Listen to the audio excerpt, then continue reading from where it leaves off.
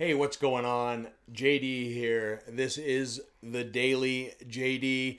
Thanks for tuning in, guys. Appreciate it. As always, remember to like, comment, subscribe, share this stream with everybody.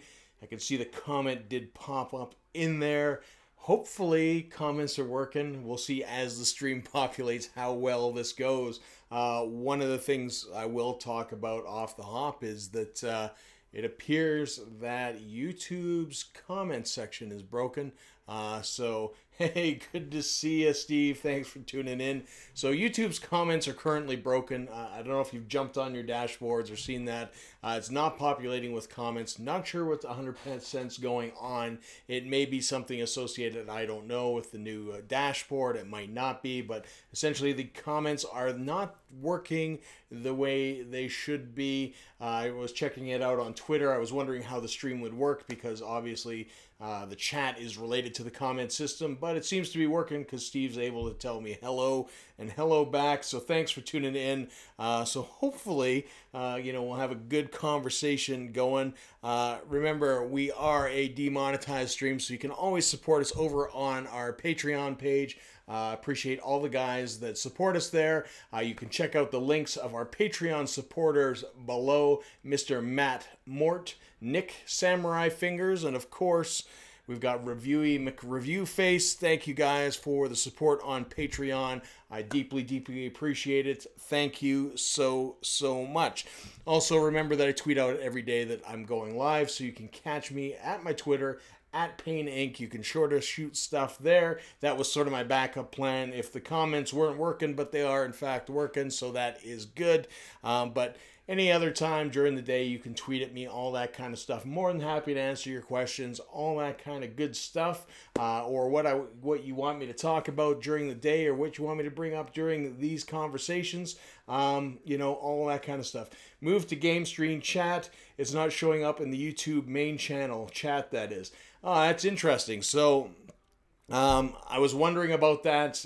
The chat system does appear to, or not the chat system, but the comment system is most definitely down on YouTube. So I guess the YouTube gaming part of it is working all right. So very, very interesting. I'm not sure 100% what's going on, and it'll make, like I said, this discussion kind of very, very interesting because I think people are going to bounce in and maybe bounce out because, of course, the system is acting up. I'm not sure what's going on. It's been down for a bit, and we will see what they do to fix that because I don't know about you guys, but the comments are a huge part of sort of YouTube. Comments are most definitely a huge part of any kind of live stream.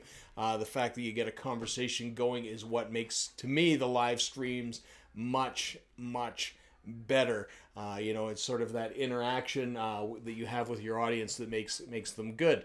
If you don't have that, it's kind of, it's like doing a normal video, talking into the void. The advantage of doing a normal video is that you can take your takes, you can say what you want, you can articulate it very, very well, you can, basically jump cut it and all those kind of things. So you cut out some of the stuff, the lulls or the language that, just doesn't come out right.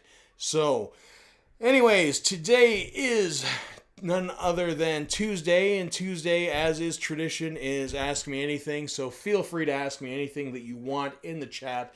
So you can throw your questions down there, and we can definitely answer your questions, whether the tech questions, all that kind of stuff, personal questions. I don't give a shit. You can ask me whatever you would like. The main is looked like it was showing up as an hour stream, not live. Interesting because I haven't even been live for 5 minutes. So very, very interesting. We'll see how many guys pop in. It may just be a technical glitch as a whole, and again, it's sort of how things go with live streaming. While I like doing it a lot, there is always something that kind of goes up with live streaming, whether it's audio, whether it's the camera, whether it's the stream strength, the internet, all that kind of stuff. I know on Friday last week that we had basically a lightning storm, which I think, sort of disrupted things because I ended up looking like Max Headroom at the end of the day. You could hear the audio fine, but the video was flickering in and out, and I'm pretty sure that that was essentially, just the internet failing to keep up with things, and the audio was transmitting fine, but the video was not. So again, if you have any questions, do throw them in the chat, and you can ask me whatever you like. So one of the things that I do want to talk about and have a discussion about is working as a creative for free. It's kind of an interesting conversation. It's come up a few times in the last couple weeks for myself in particular. And, I just want to sort of put out there sort of strategies with dealing, number one, with that ask, and number two, at what point, really should you be looking at charging and moving forward, with, your strategy as well. So in my line of work, what I've noticed recently is there's a lot of people working. There's a lot of new blood, and as typical, I am finding that a lot of these people are not, in fact, what I would call working. They are there. They are basically, there as hobbyists, and they're not getting paid. And a lot of times they don't know how, number one, to ask, or they don't know how to make that jump. So we'll discuss that a little bit, further, and we'll sort of explore that as a whole. Dan says, when you are using Lightroom, do you use auto settings or do you use save presets? For being fast and sort of expediting, how my workflow goes, and I have about 3 or 4 videos you can watch exactly how I work in Lightroom. I've been live streaming probably 3 or 4 concert edits now. Actually, I think it's 3. I think I did Helix, I think I did Joe Satriani, and I just did Collective Soul last night. Depending on when the photographs are sort of due is when I'm sort of editing. I will be doing a lot more of these, obviously, during the Stampede, although that might be a bit of a time crunch because I'll do the 4 o'clock stream here, head down to the grounds, and then I'll be there. So it's going to be a bit of a crunchy kind of time because I'll be obviously developing stuff either super late or super early in the morning. So depending on your hours and when you like to operate, you may or may not see those. But for time's sake, I will create presets, or I will use just, sort of the set pieces there. I know where I want to go in my photos. I, generally speaking, do not do a ton of adjustment. There's not a ton of adjustment to make. I feel that if I have to adjust things super, big, or really kind of crush an image to get a good image out of it, that I'm kind of, I've kind of missed the point already. I like to get things as right as I can in camera because it's about time, it's about being fast, and it's when you're doing live stuff, photojournalism stuff, that's the important thing. And I mean, in this day and age, to be 100% honest, the fact that everybody's got a digital camera and you can basically look at the back of the screen and say, this is underexposed, this is overexposed, or this is where I need to be. If you are not able to get things right in camera, you've got some serious work problems. I mean, obviously, depending on where you are working in photography, whether you're shooting still in full auto, which I highly recommend you get out as soon as possible.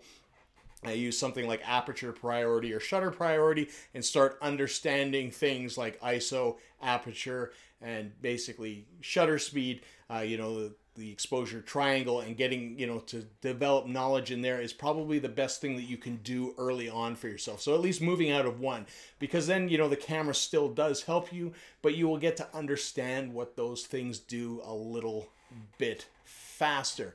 But again, when I'm in Lightroom, I do have a couple presets. I'll hit them, click, and it'll kind of be where I am. I will usually crush the blacks because I like a dark contrasty image versus doing contrast. I very rarely touch the exposure button. Maybe I will drop it down a bit. I have a tendency in experience to shoot a little hotter during a concert shoot. because it's a low light situation. And I mean, you are going completely by eyeball, feel, and, you know, understanding the situation, because in a concert it changes so fast. Your light meter and your camera will bounce back and forth, you know, like you wouldn't believe. But I like to get things a little bit brighter, because then I can crush them down a bit in post versus shooting too dark and trying to bring stuff out of the shadows, which doesn't typically work as well. So, you know, that's kind of where I go from there. Like I said, if you watch any of those live stream videos of me doing the photo edits, you will see that I do very, very little. I don't ever go into Photoshop unless it's, you know, sort of a major project, or it's a composite image, or it's something else, or I'm doing HDR, or whatever the case may be. But, you know, generally in my work as a whole, I'm looking to get it right in camera, right off the hop. That's where I want to be. Dan says, been meaning to watch your tutorials, not enough time, hence the asking. Yeah, and I mean, to be honest, like, I mean, so, I'm not sure how well the tutorials I'm just doing, that if somebody happens to go in there, they want to ask questions, I'm more than happy to ask them. They're not very long streams. They're maybe, like last night's, I think, was half an hour. And to be honest, I'm slow because I'm talking to the camera, and I'm talking about the shoot, and I'm talking about what's, you know, going on, and some of the decisions that I make, and just sort of my thought process. And I mean, it's more of to help you understand sort of what's going on, because a big part of photography to me is understanding what's going on, understanding the situation, evaluating it, and making some choices. That's where, you know, sort of your big bulk of things are, you know. Granted, you know, developing an eye and getting good shots, you know, is something else that can be worked on and talked about. But I mean, sometimes that's a little bit of an opinion thing. What I might think is a great shot, you might not like at all, you know, and somebody might think it's okay, and somebody might think it's the best thing that they've ever seen. I mean, it's like art, you know, not everybody's art is for everybody. You know, there are certain things in photography that I see that I cannot stand whatsoever. And in concert photography as well, there are some things that people do that it kills me, I think, a little bit inside. I mean, and people love their images. So, I mean, you know, who's right, who's wrong is a good guess. I mean, on a technical side of things, I will say this, I am absolutely right. But, you know, from a perspective of the people that are consuming the images, you know, that's not necessarily the case. I'm not necessarily right, because what they're doing, people like how it looks. To me, it's just, I know the images are technically flawed, and that they're covering things up due to a lack of, you know, whatever it is, you know, focus or whatever the case may be. I should definitely, you know, pull some images. I kind of want to do this, is I want to pull some images from the internet and take them and sort of show people what I'm doing. But at the same time, I really don't want to do it, because, you know, I know that, you know, there's a potential that the people that see their images being critiqued like that will not appreciate it so much. And, you know, for that reason, I haven't done it. But, you know, like I said, there are some things technically that, you know, are not that good. So good to see you, Jerry. Thanks for dropping in. Appreciate you to come in to troll me. Perfect day to do it, because you can ask me anything and I'm gonna answer pretty much. Is how it goes. You know, we can talk about whatever you guys like, but essentially, like I was saying, is it's good to watch those light stream things. Like I said, I mean, I'm sort of, you know, talking. It's better if you can get in one live. Then you can ask specifically what I'm doing. But again, they're super, super fast. They're about half an hour. And honest to God, that time is probably, you know, 2 to 3 times more than I would take to develop it normally. The decisions I make are very, very fast and, you know, sort of going, you know, really, really quick. And the reason is because I believe you need to get things right in camera as best you can. If you are spending, you know, 15, 20 minutes, half an hour, an hour doing one image in development, especially in what I do, you are, number one, you are losing a ton of your time, and you're not making very good money, because you're spending, you know, to send out 30 images, you're looking at 30 hours work. You're not going to have any sleep. You're not going to get the stuff out in time. It's not fast enough. I mean, a lot of times, you know, I have had editors, I will shoot a show, and I will have stuff back to them in their hands before the show is even over because of, you know, the shooting, the way I do it. Sometimes I'm there for 3 songs right at the beginning. I'll go home and I will have the vast majority of stuff done before the show's even over. And that's including, you know, a half-hour drive home and sending it to development and all that kind of good stuff. Dan says, hell, if you ever want to see what I am doing, I like second opinions. Whether I take it or not is another thing.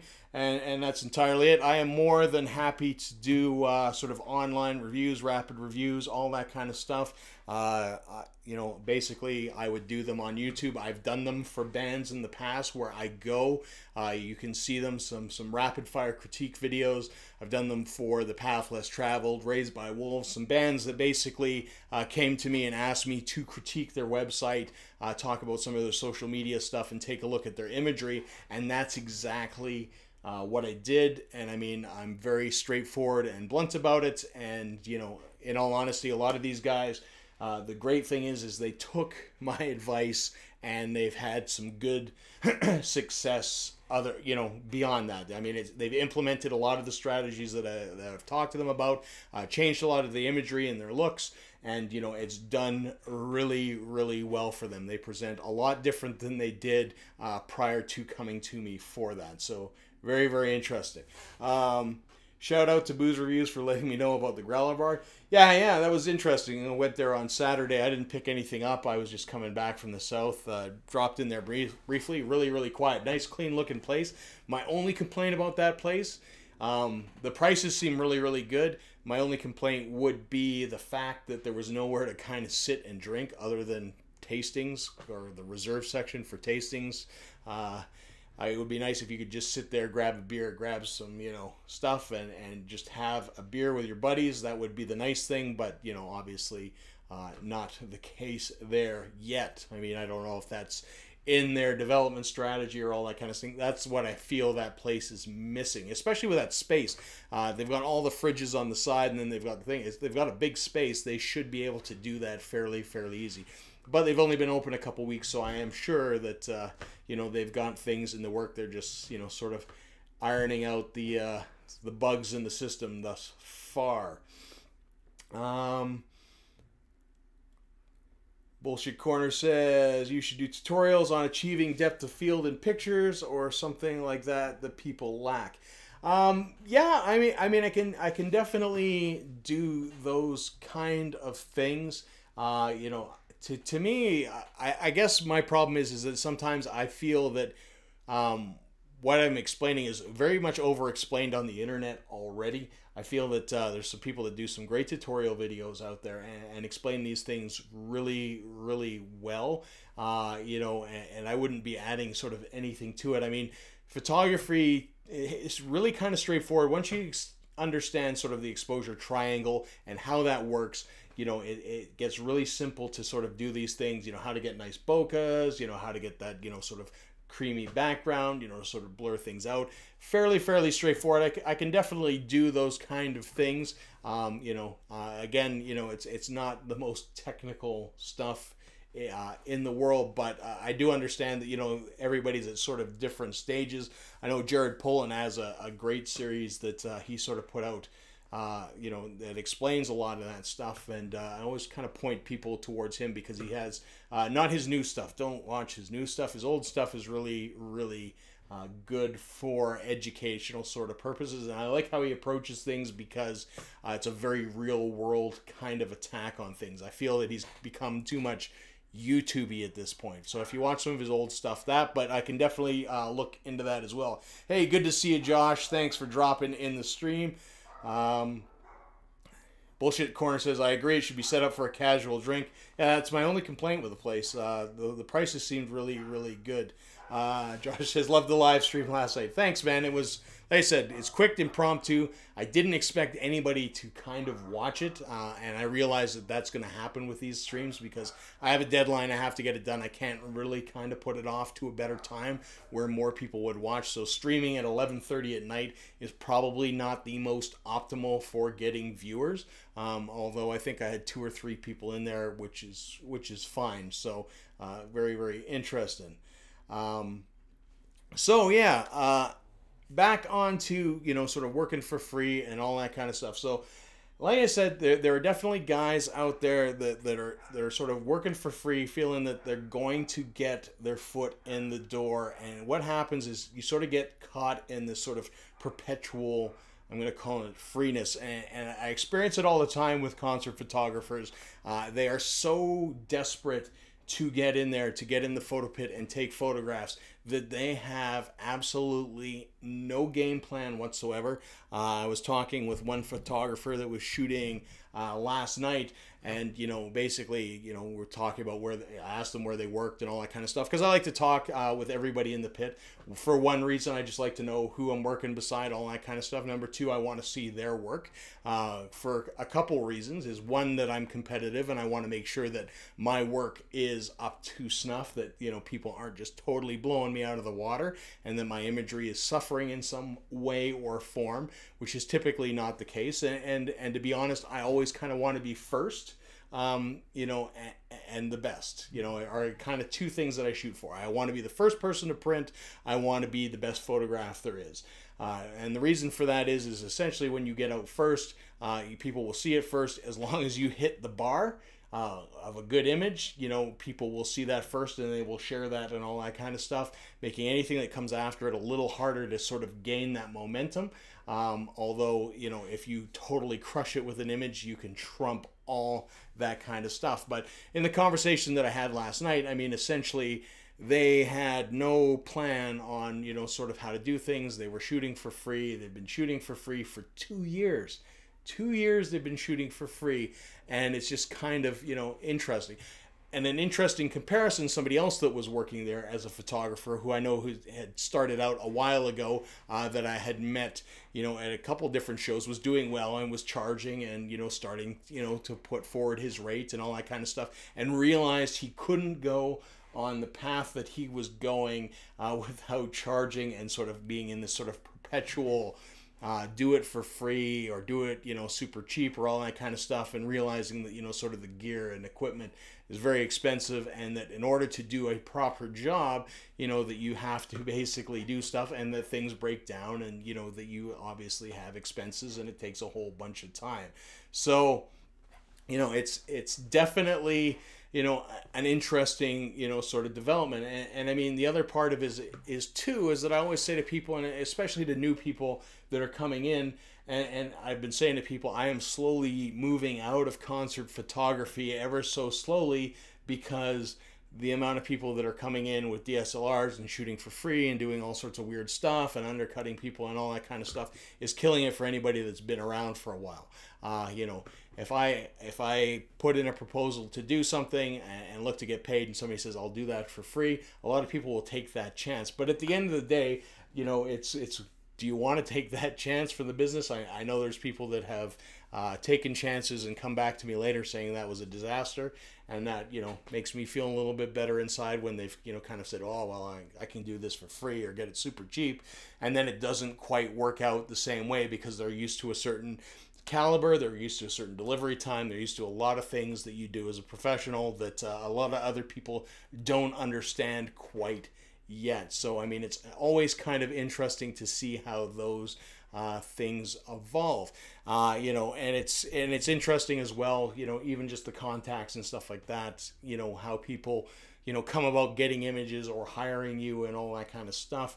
These people are like, well, nobody's ever approached me, and it's like, well, let's take a look at your stuff. You take a look at the stuff, and it's very apparent why they haven't been approached. And it's like, well, you need to work on some things. You need to do some things a little bit different. You have to work on getting better imagery. You have to do some other stuff as well. So, I mean, it's always about learning and growing. And that's, like I said, I need to know who's in the pit for myself, because I want to make sure that at least I'm ranking up there with them. It's photography, like I said, some of it is subjective, but generally speaking, at least on a technical scale, you can see if technically you're there, and generally speaking, if you have a good image or a great image, and you can definitely, if there are big moments, like somebody jumps off a stage or off a speaker or all that kind of stuff, did you capture it?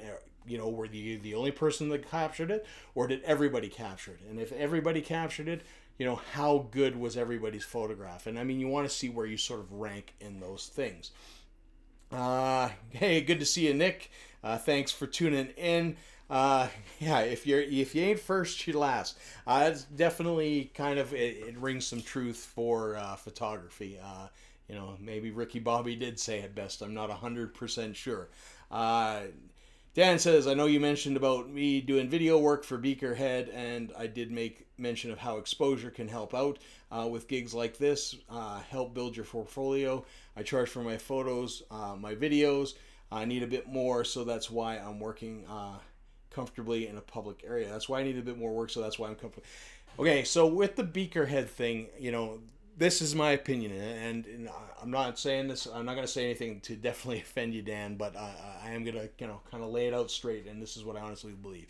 I honestly believe you would be better to go to Beakerhead, because the vast majority of Beakerhead is absolutely free. It doesn't cost you anything to attend. You can go down and shoot it. You are better off to shoot that yourself on your cameras with your equipment, build a reel, build your own stuff. All that kind of stuff. You are better off doing that. Why? For a couple reasons. Number one, you maintain control. Number one, you can show that you execute from sort of concept to delivery. So it's not you're being directed. It's not that you're being told what to shoot. It's not that you're just shooting one little event thing and you're going to hand over a memory card and then it's going to be, sort of culminated in 6 other videographers, thing to put into a 30-second clip, which nobody is going to be able to tell what exactly you did. You maintain all the kind of credit. You can put it on your socials. It's not going to disappear at some point. It's not going to get put up on a website, held there for 6 months, and then when it's kind of done, just be taken off. You will always kind of have the footage, and you will always have, what you want there. I understand that you want to gain the experience and stuff like that, but like I said, with something like Beakerhead, the fact that you can do that, yourself, it's going to do you a lot more good. Again, in both situations, you're not getting paid. If there was, when would it be good to do something for Beakerhead?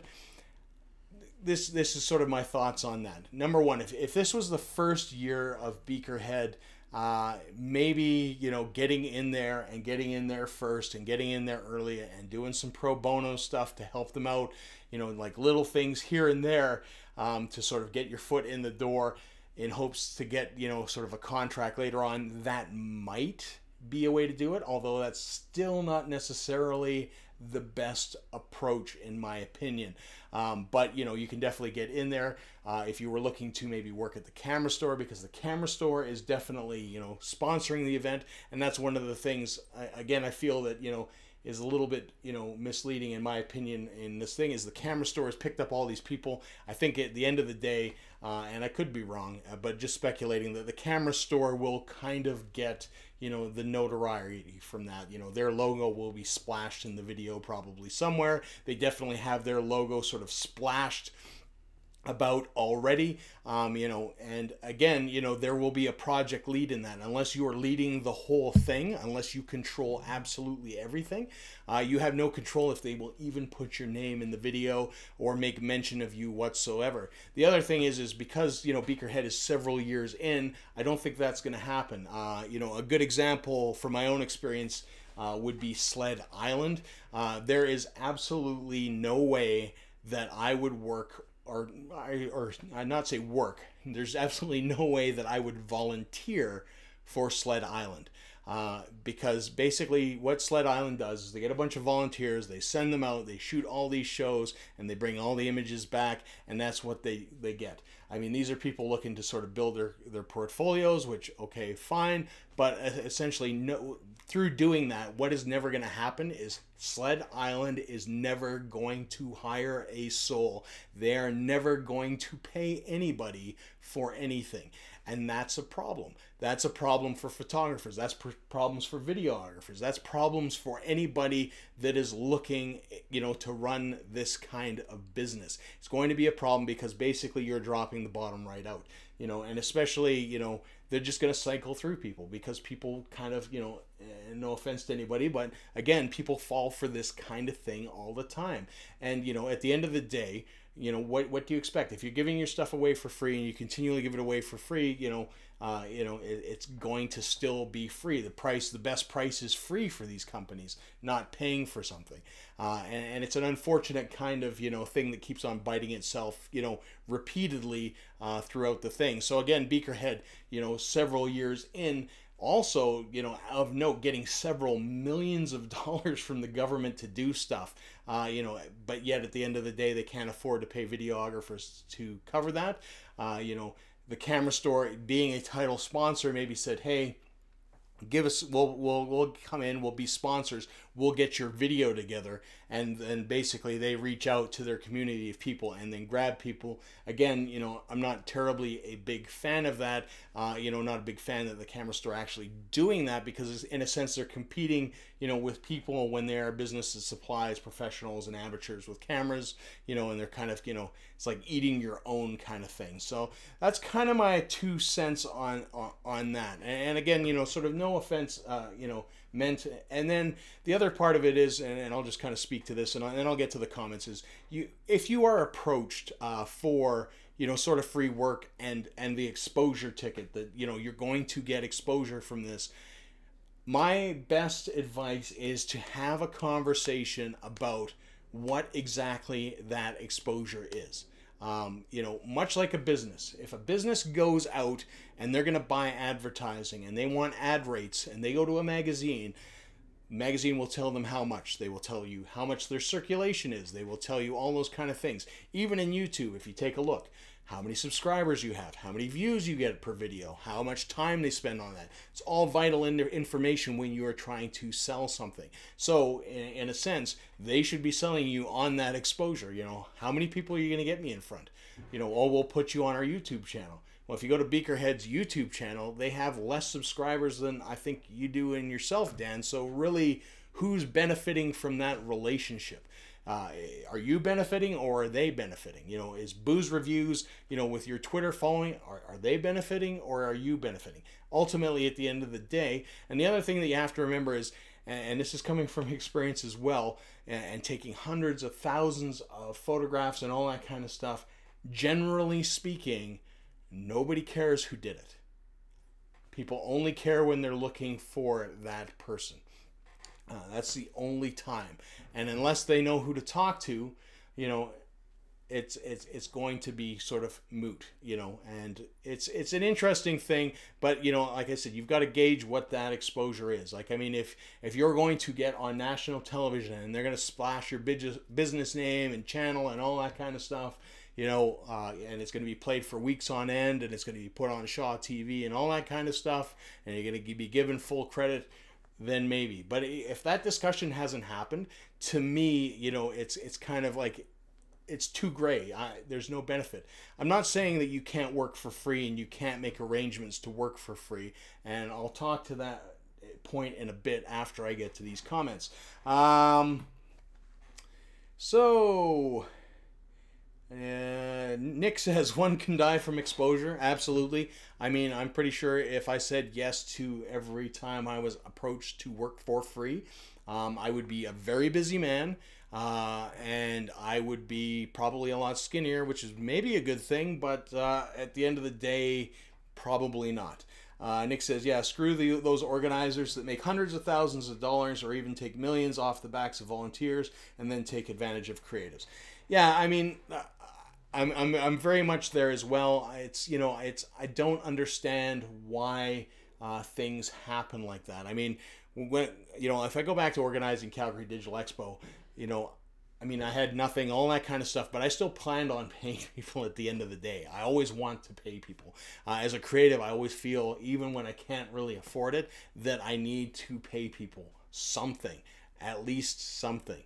You know, and there's different ways to sort of go about that, but you know, definitely when you're talking about government grants, you know, going on for multiple years, you know, big things, lots of media attention, all that kind of stuff, you know, again, it's, what are you really supporting and what are you getting lost in? It's not, you know, to me, there's really no benefit in that. And if they're 5-6 years in and they're getting, you know, multiple grants and all that kind of stuff, and they're not spending any of that money, because I guarantee you the people that are organizing it, the events managers, all that kind of stuff, are getting paid.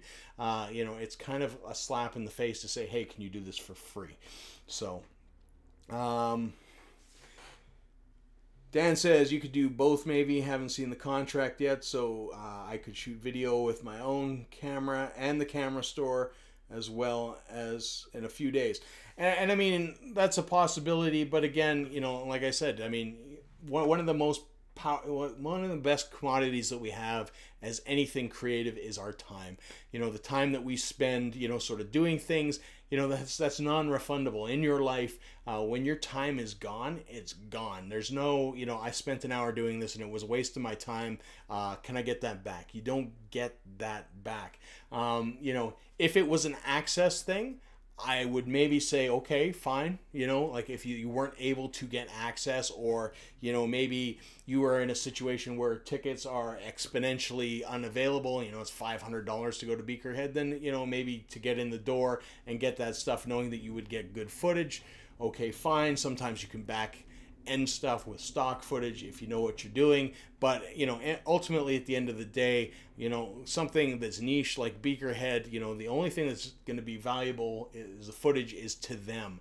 And you know, like I said, if they're not willing to pay for it in the last 5-6 years, you know, 5-6 years more, they're not going to do it, and they're being very much enabled, you know, to sort of do that through the volunteer kind of thing. I mean, you know, I would hope at the very least that you guys get fed well, that you get watered well, all that kind of stuff, that, you know, maybe camera store gives you a discount or all those kind of things. Like I said, there's sometimes different ways to do things. I get approached a lot of times for photographs. People sometimes are unwilling to pay. A lot of times I'm just like, okay, well, I guess that's kind of it. You know, I'm not going to do it. But sometimes, you know, if there's something that I can use or something that I need and they have it available, I will trade. You know, for example, if a company comes to me and say, hey, we want you to photograph this, and I happen to need their product, I will straight up trade. Number one, because I will get what I'm worth if I was going to buy it anyways. Number two, I might get a bit of a better deal. And the other part of it is as well, it's kind of a better deal for the business as well, because a lot of times that they have markup. And that's kind of the thing I think that people always forget, is that it's a lot easier for a business. If I sell widgets, or if I sell microphones or mice or whatever the case may be, you know, if I sell a physical product and I'm buying it and then increasing it 100%, and, you know, I'm selling multiple things, if I'm just buying something, it's easier for me to fork things over than to spend the time, you know, sort of doing and creating and all those kind of things. So, I mean, if I had t-shirts, I'll give t-shirts away all day. I don't really care, because it doesn't cost me a lot and it's easy to do, and really it doesn't take a lot of my time or effort to make them. You know, somebody else does that for me and they're potentially paid. Whereas if I have to spend, you know, 2-3 hours on a photo shoot, you know, at the end of the day, that's not so well. And I mean, you know, we can talk about, you know, sort of charity donations and working for free as well, and sort of what I do in there to sort of maximize your time as well. And we'll get to that. I will take a look at that. Nick says you're making sure that Jay Ingram gets to keep his more of his CBC federal grant money. Promo is all. Josh says promo is always good. Yeah, I mean, again, you know, if these guys are getting government funding, and again, it's researching, you know, sort of the organizations that you are dealing with, and, you know, sort of how those things are going. You know, it's, you know, it's take a look at what's going on. Take a look at the big picture. Take an honest look. Get them to throw numbers at you. If it feels like, oh yeah, you're going to get huge exposure, and that's what they tell you, my simple answer to that is absolute bullshit. Like, if you can't tell me what it is, like, I mean, if you can't tell me how many people viewed a video and all that kind of stuff, I mean, it's absolute garbage. And the fact, like I said, you know, I guess with Beakerhead, getting the camera store to do it, and then the camera store basically pulling from a volunteer group, like I said, you're two places displaced. If you were trying to get into the camera store, it might help. You know, if somebody from that store is organizing that, and it's like, my dream is to work at the camera store and sell cameras, or work with them, or do these things, you know, absolutely do that. But, you know, my sort of thought on that as well is that the camera store is a big store. They've got a lot of people working there. almost every one of them are photographers or videographers of some sort and have their own business. Why are they not doing it?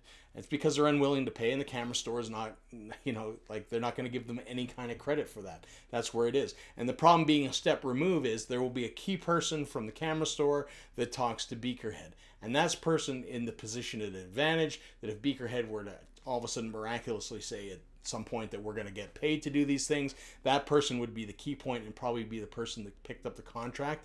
And that doesn't mean that you are necessarily going to get in either. All depends on the scope of things. I mean, it's a very, very interesting and kind of complicated thing. That's why I say, like, exposure is not necessarily the best thing in the world. Cross promoting and all that kind of stuff I'm all for, but there has to be a working relationship, there has to be an understanding, and there definitely has to be kind of an equal exchange. It can't be all just I give you something, you take something, you make something, you promote your store. There has to be something given in return. Dan says, I did get used to the G9, I do believe, for Beakerhead, which is exciting for me. It's one of the Panasonics I wanted to check out, so there's a benefit to me. The truth of the matter is, though, Dan, is that you could go rent that camera if you were that interested. A lot of places, even the camera store, for example, with certain products, they will have try before you buy. For example, if I want to go try a Sony camera, I can pull it out of the camera store for 3 days and shoot it and basically see if I want to buy it from that point and basically get a free rental. For what a camera rental is worth, sometimes is worth to go do that. I mean, unless you are in the market for a G9, I know you have an A7 III. I mean, what's the real benefit there? I think you could work a better trade system with them. Something along the lines. I'm not even sure, but just getting to use a camera to me I can go to the store and use a camera. I can use it in the store, all that kind of stuff. I mean, obviously, I'm not going to be able to put it through my paces. But again, like I said, I've talked to them about basically getting the Sony out, taking it to a concert. They said they'd give me 3 days. I wouldn't get charged and, take it from there. So, I mean, as a customer, that's good customer service, and I'll commend them for that. But, I mean, at the end of the day, I'm already ahead, and I'm not shooting Beakerhead. So it's kind of interesting. Back in a bit need to actually work. No problem, man. Hopefully the conversation was at least a little bit helpful. The other part, essentially is, a lot of times when you work for free, when you get approached, like I said, by charity organizations looking to go, one thing I will say that in Canada is that if you do work and you donate your time, you are essentially just donating your time. You get nothing out of it. My own personal kind of viewpoint of it is essentially I will ask to get paid if I feel that it is an organization that I want to donate from, especially if they're a registered organization. I will donate that money back. At least that way I get a tax receipt at the end of the day. And there are a couple charities that I do work with on a yearly basis, and that's what I do. I will basically say, this is my rate. I get paid. I'll do the job. I'll invoice them. They will pay me. Then I show up their office. I write them a check. And it's all good, I would rather do it that way because it doesn't devalue what I do. It shows that they respect my time. It shows, that it's not an expectation. But I mean, to be honest, I get, especially on the airbrush side of things, as an airbrush artist, I get approached, I swear to God, on a weekly, bi-weekly basis. Somebody has some sort of hockey charity event, or they need to fundraise for their team and they want me to paint a goalie mask or donate a painting and all that kind of stuff. And the simple answer to that is, well, you can pay for it, and I will see about, or I'll cut you a discount, but I can't put 40 hours into a goalie mask and just hand it over. I would be, number one, working too hard and be broke at that point. So I'm going to throw it over to you guys. I've kind of talked for an extremely long time today. Again, hopefully you found, some of this helpful. If you do have any questions, by all means, throw them in the comments. Anything is fair game. If I have missed anybody's questions, I apologize. So by all means, just throw that back in there. So we do have the business of the wheel to do as well. So if you are in the chat still and you're still listening to me ramble on about this, please type in here. Good to see you, Pete. Thanks for dropping in. So just say here, and you will get the opportunity to spin the wheel. And like I said, we've got a couple prizes on there for you guys. Again, I appreciate all the support and you guys basically dropping into the stream, talking with me, sharing all that kind of stuff. It's absolutely fantastic. I appreciate all that kind of stuff. Nick says, I like the payment and then donate idea. I have used that for a long time. I will give credit where credit is due. It is not my idea. If you've ever heard of an artist, hey, good to see you, Julio. We will get to the wheel shortly. Julio just jumped in and sniped everybody on that, which is awesome. So essentially, that idea came from Maria Brophy. If you've ever heard of Drew Brophy is an artist who lives in Cali. He does a lot of surfboard art. He's an airbrush artist, as well as he likes to use the paint pens. So he likes to use like the Posca pens. He does full-size surfboards. He's heavily immersed in surf culture. He is a surfer. He is an artist. And his wife has done basically the business of art. She is his manager, as well as helped a lot of artists out with the managing of their business. And that was one of her things, was basically, you know, instead of devaluating yourself, you know, basically, you know, sell a piece to an art gallery, or sorry, to a charity, you know, and donate, you know, sort of money back. From that money, you can keep some of that money. She would suggest, you know, maybe if it is a very expensive piece, keep some of that money to sort of compensate yourself a little bit, but not, you know, 100%, you know, take things away. She would also encourage you to do things like ensure that, you know, a charity wouldn't buy an art piece of yours for $2,000 and then sell it for $200, because what that would do is devalue your rest of your work to people who were collecting your stuff, which I think is also kind of a good thing. But also the tax write-off thing came from Maria as well.